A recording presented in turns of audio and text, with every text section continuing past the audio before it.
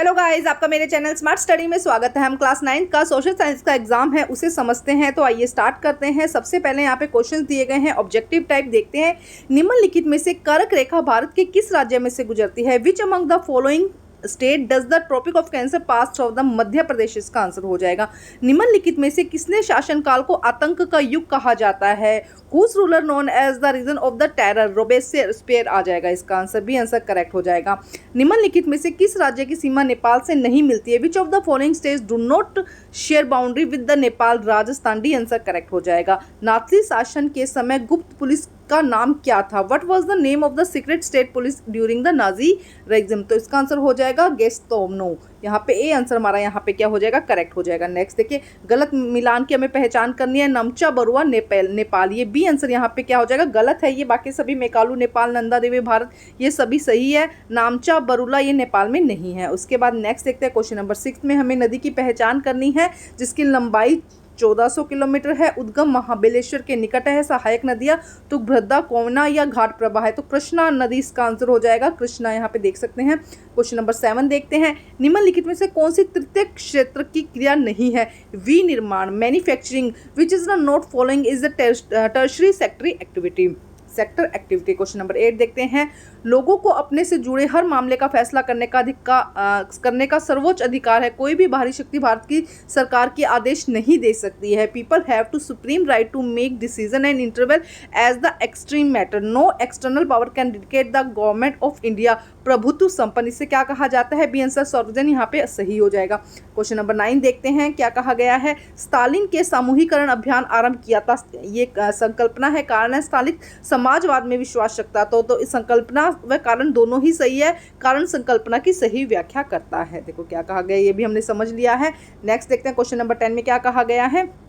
दक्षिण अफ्रीका में एश्वेत लोगों का पर बहुत अत्याचार हुए। दक्षिण अफ्रीका के शासक रंग भेद में विश्वास करते थे। यहाँ पे भी दोनों ही कारण और संकल्पना सही है और उनकी व्याख्या भी सही की जा रही है। Black peoples were subjected to the lot of atrocities in the South Africa. The rule of the South Africa believe in apartheid. इसके बाद नेक्स्ट क्वेश्चन नंबर 13 देखते हैं। यहाँ पे 13 क्वेश्चन में क्या हो जाएगा? सिंधु एक मौसमी नदी है। सिंधु नदी हिमालय की नदी है। तो देखो डी आंसर करेक्ट होगा। संकल्पना से गलत है परंतु कारण क्या हो जाएगा? सही हो जाएगा। देखो क्या हो जाएगा यहाँ पर? संकल्पना, यहाँ पे डी आंसर करेक्ट होगा। संकल्पना गलत है परंतु कारण सही है। इसके बाद यहाँ पे फिर देख लेते हैं। The Indus is a seasonal river and the Indus is a Himalaya river. तो the assertion is incorrect but reason is correct आ जाएगा। क्वेश्चन नंबर 12 देखते हैं क्या कहा गया। मुद्रा एक कार्यशील पूंजी है। उत्पादन क्रिया के दौरान मुद्रा समाप्त हो जाती है। तो संकल्पना व कारण दोनों ही सही है। संकल्पना सही व्याख्या करता है। क्या कहा गया? Money is the working capital, money is exhaust during the process of production. दोनों ही स्टेटमेंट सही है और रीजनिंग यहाँ पे जो एक्सप्लेनेशन है वो भी सही है। क्वेश्चन नंबर 13 देखते हैं। लोकतांत्रिक व्यवस्था अन्य शासन व्यवस्थाओं की तुलना में टकरावों को अच्छे से सुलझाती है। सही या गलत बताना है। Democracy resolve conflict in a better way other than the other form of government. सही है कि जो लोकतंत्र व्यवस्था है वो सही तरीके से कार्य करती है। लोकसभा में अनुसूचित जनजाति और अनुसूचित जातियों के लिए आरक्षण का प्रबंध है। There is a reservation for the schedule caste and the scheduled tribes in India. तो सही हो जाएगी स्टेटमेंट। भारतीय चुनाव आयोग एक स्वतंत्र व निष्पक्ष संस्था है। The election commission of the India free and fair institution. ये भी सही हो जाएगा क्योंकि इलेक्शन एकदम क्या है? निष्पक्ष और स्वतंत्र है अपना काम करने के लिए। नेक्स्ट देखते हैं क्या कहा गया। क्वेश्चन नंबर 15 देखते हैं। कृषि पालनपुर की प्रमुख आर्थिक क्रिया है। Farming is the main economic activity in Palampur. बिल्कुल सही है स्टेटमेंट। अब देखते हैं क्वेश्चन नंबर 9 में हमें क्या करना है। सही जहाँ पे अंडरलाइन किया उसे सही करना है। रूस की संसद का नाम कांग्रेस है। तो नहीं, रूस की जो संसद है Congress of the name of the Russian parliament. तो रूस की जगह यहाँ कांग्रेस की जगह यहाँ पे आ जाएगा Duma is the name of the Russian parliament. ठीक है, याद करने होंगे, इसी तरीके का पेपर आएगा आपका। नेक्स्ट देखते हैं। भारतीय संविधान 12 जनवरी 1950 को लागू हुआ था। तो 12 जनवरी the Indian constitution was implement. 12 जनवरी नहीं 26 जनवरी आ जाएगा यहाँ पर। ठीक है, नेक्स्ट देखते हैं question number 18। Robert Mugabe Pakistan के शासक थे। Robert Mugabe was the ruler of the Pakistan. Pakistan का नहीं, जिम्बाब्वे के थे। तो यहाँ पाकिस्तान की जगह क्या आ जाएगा? जिम्बाब्वे आ जाएगा। परवेज मुशर्रफ जिम्बाब्वे के शासक थे। Pervez Musharraf was the ruler of the Zimbabwe. तो यहाँ पे क्या आ जाएगा? पाकिस्तान के थे। देखो थोड़ा सा समझ के करना है, क्वेश्चन आसान है ये। क्वेश्चन नंबर 19 देखते क्या कहा गया। 26 अप्रैल 1994 को मैक्सिको गणराज्य का एक नया झंडा फहराया गया। A new flag of Mexico republic was unfurled on the 26 April 1904। तो यहाँ पे मैक्सिको की जगह क्या आ जाएगा, दक्षिण अफ्रीका। मैक्सिको की जगह क्या आ जाएगा, दक्षिणी अफ्रीका। मध्याह्न भोजन मिड डे मील सबसे पहले भारत में तमिलनाडु में लागू की गई थी। Tamil Nadu is the first state where the mid day meal scheme was the launched. Next देखिए क्या कहा गया, पूर्वी घाट का सबसे ऊंचा शिखर महेंद्रगिरी है। क्या कहा गया है, the highest peak of the eastern Ghat is Mahendragiri. पश्चिमी घाट का सबसे ऊंचा जो शिखर है वो अनाईमुड्डी है। The highest peak of the western Ghat is Anaimudi. जरूर याद करिएगा, बहुत इंपॉर्टेंट क्वेश्चन है ये। नेक्स्ट देखते हैं क्या कहा जा रहा है यहाँ पर, 14 साल से कम उम्र वाले बच्चे को नाज़ी युवा संघ डैश कहते हैं, युंग फोक। क्या कहा जाता है, Nazi youth group of the children's below 14 year was known and the युकोफ आ जाएगा इसका आंसर। ठीक है, नेक्स्ट देखते हैं क्वेश्चन नंबर 23, मताधिकार आंदोलन क्या है, what was the suffrage movement.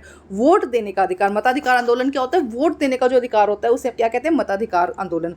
पाक जल संधि भारत को किस देश से जोड़ती है, श्रीलंका से। जैसे ये वाला इंडिया का पोर्शन है, यहाँ पे जो श्रीलंका से जो जोड़ा जाता है उसे पाक जल संधि कहते हैं। कई बार कंफ्यूजन हो जाती है, पाक जल संधि से लेके पाकिस्तान से कर देते हैं, लेकिन जल संधि है, देखो ध्यान रखिए। Which country does the Pak state connect to India. Question number 25, Sindhu नदी की किसी एक सहायक नदी का नाम बताइए। तो सतलुज आ जाएगा या व्यास आ जाएगा। Name the any territories of the Indus river. Next देखिए, बहुविध फसल प्रणाली से आप क्या समझते हैं, what do you understand the multiple cropping. एक वर्ष में एक ही भूमि पर एक से अधिक फसल लगाना। बहुविध मतलब एक समय में एक ही जगह पर एक से अधिक फसल लगाने को हम क्या कहते हैं, बहुविध प्रणाली या मल्टीपल क्रॉपिंग कहते हैं। मतगणना से आप क्या समझते हैं, what do you understand by the counting of the vote. वोटों की गिनती। मतगणना मतलब मतगणना, वोटों की गिनती करना। काउंटिंग सीधा सीधा आंसर हो जाएगा। देखो, चुनाव धांधली से आपका क्या मतलब है, what you understand by the ragging. वोटों की गिनती में गड़बड़ी करना। चुनाव धांधली का मतलब है कि वोटों की गिनती के अंदर गड़बड़ी करना। ये सभी क्वेश्चन 1 मार्क्स के थे। अब सेक्शन सेकंड देखते हैं हम क्या कहा गया है। क्वेश्चन देखते हैं क्या कहा गया है, फरवरी क्रांति के प्रभावों का वर्णन कीजिए। Describe the effect of the February revolution. देखो इसमें क्या कहा था, जार का राजगद्दी छोड़ना। ठीक है, ध्यान से समझने होंगे ये क्वेश्चन। हमको क्या कहा जा रहा है यहाँ पे, जार का राजगद्दी छोड़ना, समझ लीजिए आप। इसके बाद अंतरिम सरकार का गठन करना। क्या किया गया था उसमें, अंतरिम सरकार का गठन कर दिया गया था। वयस्क मताधिकार का अधिकार, मतलब सबको क्या कहा गया था, अब जो भी वयस्क हो रहे थे 18 ईयर से ऊपर होते उन्हें वोट देने का अधिकार दिया जा रहा था। जनसभा पर पाबंदी की। जनसभा जो लोग इकट्ठे होकर मतलब बात कर रहे थे, आज जो ये लोग इकट्ठे होकर कुछ योजना बना रहे थे तो उस पर क्या किया गया था, पाबंदी की गई थी। इस तरह से इसी को एलिब्रेट करके ज़्यादा थोड़ा डिटेल में आपको लिखना था। नेक्स्ट क्वेश्चन देखते हैं, यूरोप में समाजवाद का आना एक क्रांतिकारी घटना थी। कथन के समर्थन में तर्क दीजिए। The coming of the socialisation in Europe was a revolutionary event, give argument in the support of answer. तो देखो इससे क्या हुआ था, दूरगामी दृष्टि, लोगों को दूर तक के बारे में पता चल गया था कि ये चीज़ें हो सकती है, जाना पहचाना। अब लोगों के मन में जो विचार आ रहे थे, जो मन में विचार थे वो उभर कर आने लग गए थे। लोग इस जो ये यहाँ पे प्रभाव हुआ था ये समाजवाद, उससे क्या होना शुरू हुए थे, प्रभावित होना शुरू हुए थे। 1917 में रूसी क्रांति आना हुआ और समाजवाद का फैलाव हुआ। कई सारे पॉइंट है, इनमें से कुछ पॉइंट्स को आपको क्या करना था, अच्छे से बड़े बड़े मतलब काफ़ी सारे शब्दों का प्रयोग करके यहाँ पे लिखना था। क्या कहा जा रहा है, एक तो रूसी क्रांति आ गई थी, समाजवाद को फैलाव हो गया था, काफ़ी सारे लोगों इससे प्रभावित होने लगे थे, जाना पहचाना विचार उभर कर आ रहा था और दूरगामी परिणाम नजर आ रहे थे कि क्या हो सकता है इसका। नेक्स्ट देखते हैं क्वेश्चन नंबर 29, एक व्यक्ति एक वोट एक मोल लोकतंत्र की भावना को मजबूत करता है, कथन की पुष्टि कीजिए। 1 person 1 vote and 1 value stand the very spirit of democracy, justify your statement. इससे क्या, एक तो समानता नजर आती है, इससे क्या समझ में आता है, एक तो समानता नजर आती है। सेकंड क्या है, सहभागिता की, मिलकर काम किया जाता है और प्रतिनिधि का चुनाव किया जाता है। देखो क्या कहा जा रहा है, समानता, सहभागिता, सब इक्वालिटी हो जाएगा, सहभागिता, कॉम्प्रोमाइजेशन एंड जो प्रतिनिधित्व का चुनाव करना, जो भी इलेक्शन के लिए जिसको चुना जाना है उसका चुनाव करना। ठीक है, नेक्स्ट देखते हैं क्वेश्चन नंबर 30, हरित क्रांति के प्रभावों का वर्णन कीजिए। Describe the impact of the green revolution. तो देखो हरित क्रांति क्या थी, जब एकदम से जनसंख्या बढ़ी तो खाने की बहुत ज़्यादा ज़रूरत हो गई थी, तो उस समय जो खाना बहुत जल्दी में बनाया गया, मतलब उगाया गया ना, उसी को हमने क्या कहा था, हरित क्रांति। बहुत इसके लिए क्या क्या प्रयास किया गया, तो क्या प्रभाव पड़ा, तो खदान उत्पादन में वृद्धि हुई थी, मतलब जो फूड था वो क्या हुआ था, यील्ड प्रोडक्शन ज़्यादा हो गया था, खदानों में आत्मनिर्भरता आई थी, मतलब लोग अपना खाना खुद बना पा रहे थे, उगा पा रहे थे, मतलब लोगों की जो ज़रूरतें थी उसको पूरा कर पा रहे थे। लेकिन इससे कुछ साइड इफेक्ट इफेक्ट क्या हुआ, भूमिज जल का जो भूमि का जल था, जो ग्राउंड वाटर था, वो क्या हो गया, उसका लेवल कम हो गया। इसके अलावा इसके लिए काफ़ी सारे फर्टिलाइजर उर्वरकों का प्रयोग किया गया जो कि क्या थे, हानिकारक थे। तो इनमें से कुछ भी आप अच्छे से लिख सकते हैं। क्वेश्चन नंबर 31 देखते हैं। देखो क्या कहा गया है यहाँ पे, निम्नलिखित स्थितियों को पढ़िए और बताइए कि वो व्यक्ति बेरोजगार है या नहीं। पूनम जयपुर में दिहाड़ी मजदूर है और प्रतिदिन 250 रुपये कमाते हैं, जबकि प्रचलित मजदूरी दर इससे अधिक है। देखो क्या कहा गया, Poonam is a daily basis labour in Jaipur, she earn 250 rupees per day while she is going weightage to more than this. तो क्या कहा जा रहा है, वो बेरोजगार है यहाँ पे, क्योंकि उसको प्रतिदिन से क्या मिल रही है, वो क्या कह रहे हैं, प्रतिदिन जो डिसाइड की गई है कि इतना कम से कम वेटेज मिलना चाहिए, उससे कम मिल रहा है, तो एक तरीके से वो क्या है, बेरोजगार है। सीमा ने BA किया है और बहुराष्ट्रीय कंपनी में काम करते हैं। Seema has done BA and she work multinational company, तो वो बेरोजगार नहीं है। अजय दिल्ली में नारियल पानी बेचता है। Ajay sell coconut water in Delhi, तो ये भी देखो ये दो बेरोजगार नहीं है या अनएम्प्लॉयमेंट नहीं है इन दोनों के बीच में, लेकिन यहाँ पे जो उसको जो डेली वेजेस मिल रही है, एक जो वैल्यू किया गया कि इतने से कम मिलना नहीं चाहिए, उससे कम मिल रहा है, इसलिए वो क्या हो जाएगा, बेरोजगार हो जाएगा। नेक्स्ट क्वेश्चन देखते हैं क्या कहा गया है, आर्थिक और गैर आर्थिक क्रियाओं में अंतर स्पष्ट कीजिए, differentiation between the economic and non economic activity.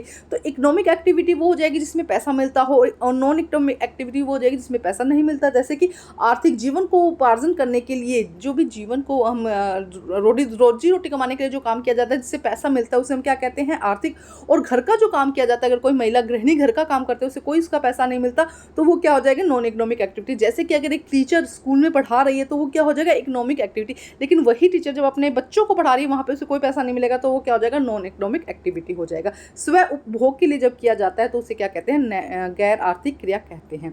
Next देखते हैं क्वेश्चन नंबर 32। देखो, संविधान, भारतीय संविधान के मूल दर्शन की विवेचना कीजिए, discuss the basic philosophy of the Indian constitution.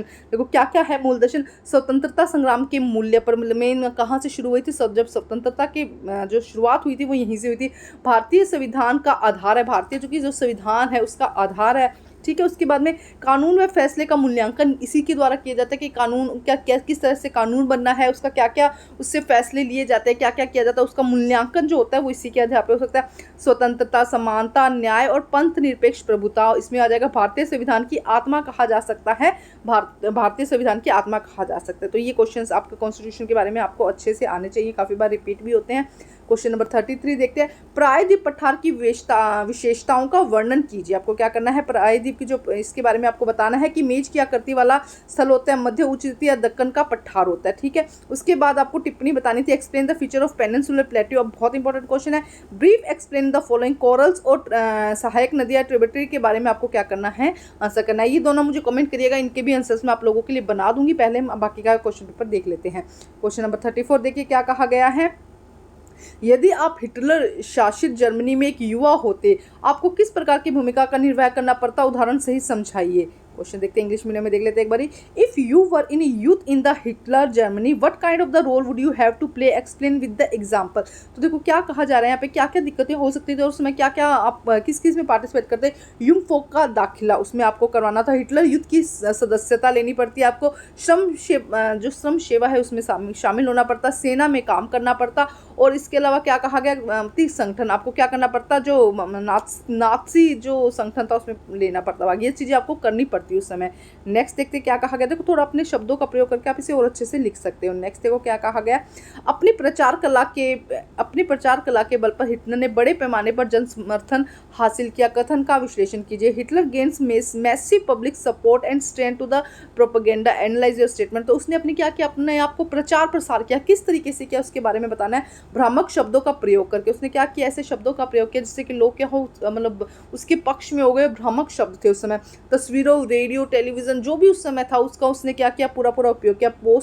Poster बनाया और सामने वाले का क्या किया, बहुत ज़्यादा मजाक बनाया, जिसकी वजह से लोग उसकी फेवर में हो गए थे। समाजवादी व उदारवादी का कमज़ोर हो गए, उस समय क्या हो गया, समाजवादी व उदारवादी तो से कमज़ोर हो गया। नेक्स्ट क्वेश्चन देखते हैं, विनोद एक फैक्ट्री शुरू करना चाहता है, उत्पादन के लिए किन किन कारकों का उसे ध्यान रखना होगा, व्याख्या कीजिए। Vinod want to start a factory, which factor of production should be keep in the mind, explain. तो देखिए क्या क्या कर चाहिए उसको, भूमि चाहिएगी, तो इनको बहुत देखो 5 नंबर का क्वेश्चन है तो उसको अच्छे से लिखना है।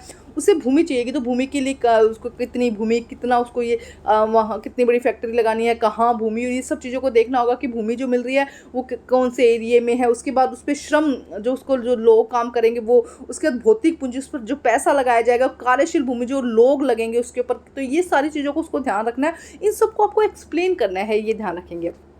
अब देखते हैं 36 क्वेश्चन में एक पैराग्राफ दिया है, हम पैराग्राफ को सिर्फ हिंदी में रीड करेंगे और बाकी जो आंसर्स हैं वो सब में देख लेंगे। 18वीं सदी में फ्रांसीसी समाज 3 स्टेट में बटा, केवल तीसरे स्टेट के लोग ही अदा करते थे, जो केवल तीसरे स्टेट के लोग ही कर अदा करते थे। कुलीन वर्ग के अनेक सामंती विशेषाधिकार हासिल थे। वह किसानों में सामंती कर वसूल करता था। किसान अपने स्वामी की सेवा, स्वामी के खेतों में अन्य सड़कों का निर्माण। आप अच्छे से इसको रीड कर लीजिए। टाइड, ये बहुत इंपॉर्टेंट क्वेश्चन है। इससे टाइड किसे कहा, टाइल और टाइड दो चीज़ें हैं। देखो टाइड और यहाँ पे टाइल, इनको अच्छे से आपको याद करना है। क्या कहा गया, चर्च भी किसानों के करों का एक हिस्सा टाइड के रूप में वसूलता था। ऊपर से तीसरे स्टेट के नाम पे सरकार को जो कर चुकाना होता था उसे टाइल कहते हैं। अनेक प्रत्यक्ष शामिल थे इस तरह से। तो अब देखते हैं इसके क्वेश्चन। देखो यहाँ पे एक बार आप पॉज कर लीजिए और आंसर आप देखते हैं हम इसके क्या है।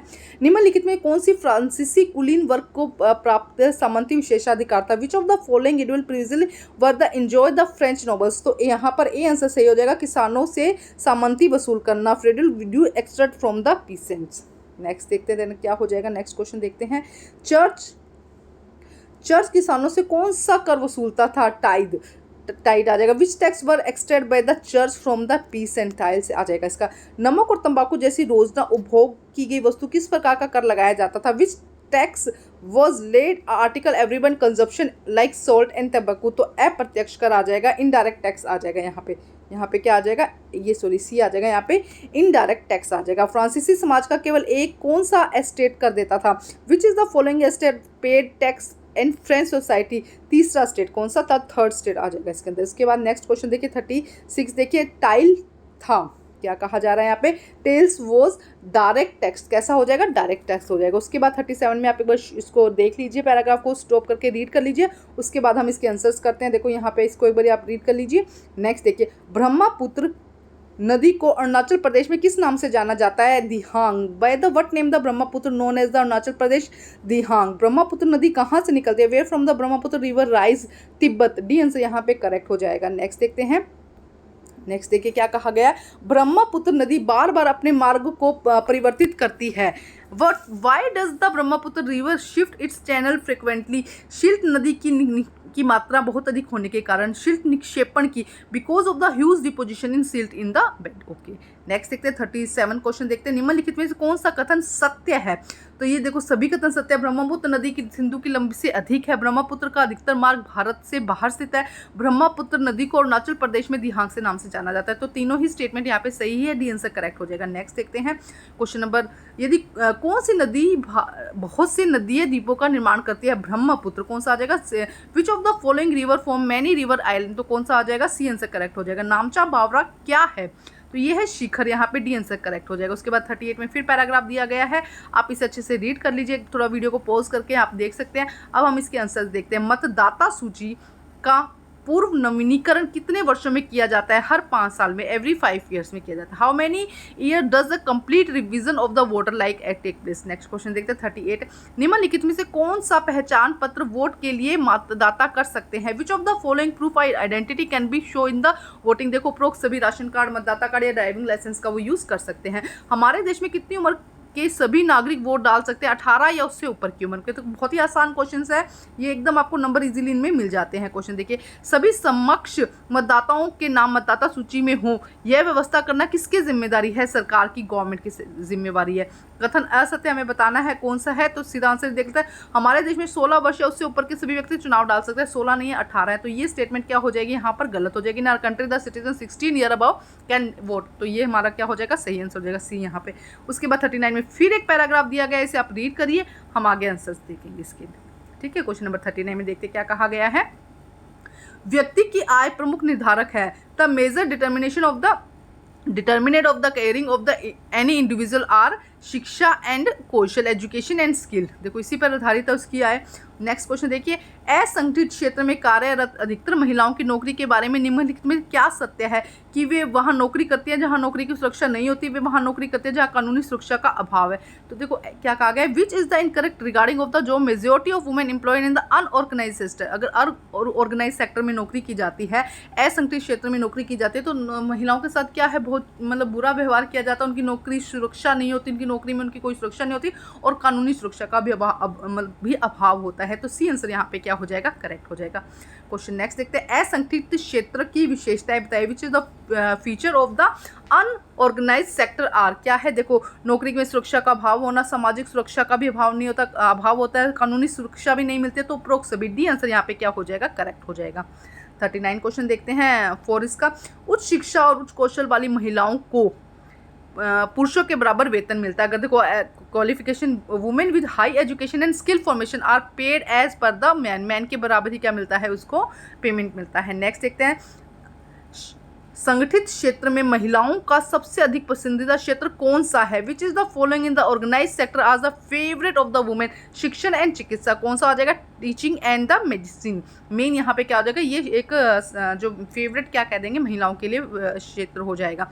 नेक्स्ट देखते हैं, अब मानचित्र पर आधारित क्वेश्चन है। देखो क्या कहा गया है, आपको बताना है एक मित्र राष्ट्र है, आपको क्या कहा गया, अभी हम देखेंगे मैप में एक मार्क लगा है, एक मित्र राष्ट्र क्या हो जाएगा, ब्रिटेन, और एक धुरी शक्ति एंड अलाइन नेशन क्या हो जाएगा, ब्रिटेन हो जाएगा, एक्सिस पावर जापान। ये क्वेश्चन हर बार आता है, इसी से क्वेश्चन आते हैं, यहाँ पे 5 है, आपको अच्छे से वो लर्न करने हैं। ये हो जाएगा जापान। उसके बाद अभी हम मैप में देखेंगे, इसके बाद यहाँ पर देखेंगे सेकंड क्वेश्चन जो दिया गया है, इनमें से आपको क्या करना है, उड़ीसा का, बिहार का, विंध्य श्रेणी, मालाबार तट और वुलर झील, इसको आपको जो इंडिया का मैप है उस पर टिक करना है। उससे पहले कुछ यहाँ पे और क्वेश्चंस आप एक बार देख लीजिएगा, ये क्वेश्चंस भी इंपॉर्टेंट है, ठीक है। अब हम आगे देखते हैं, यहाँ पे देखो, यहाँ पे ये 2 पॉइंट दिए गए हैं, ए और बी। तो ए में क्या आ जाएगा, ब्रिटेन आ जाएगा, यहाँ पे देखो ए लिखा है, ये ब्रिटेन हो जाएगा, यहाँ पे बी में क्या हो जाएगा, ये वाला जो पॉइंट है जापान हो जाएगा। उसके बाद में आप देखते हैं, देखो यहाँ पे एग्जैक्ट ऐसा पेपर नहीं आएगा, लेकिन क्वेश्चन बहुत इंपॉर्टेंट है, आप अच्छे से यहाँ से कर सकते हैं। देखो यहाँ पे देखें, सबसे पहले मैप बहुत इंपॉर्टेंट है, वुलर झील, ये वाला पॉइंट जो है, जो हम कश्मीर के आसपास कहते हैं, देखो ये वाला हो जाएगा, वुलर झील हो जाएगा। उसके बाद नेक्स्ट यहाँ पर देखो, यहाँ पे ये देखिए, यहाँ पे बिहार हो जाएगा, ये जो कर यहाँ से लाइन जा रही है, यहाँ पे विंध्य श्रेणी आ जाएगा, ये वाला पॉइंट विंध्य श्रेणी हो जाएगा। इसके बाद यहाँ पे उड़ीसा आ जाएगा, और उसके बाद यहाँ पर मालाबार तट हो जाएगा। आपको सभी सब्जेक्ट के पेपर मेरे चैनल पर मिल जाएंगे। Thank you guys.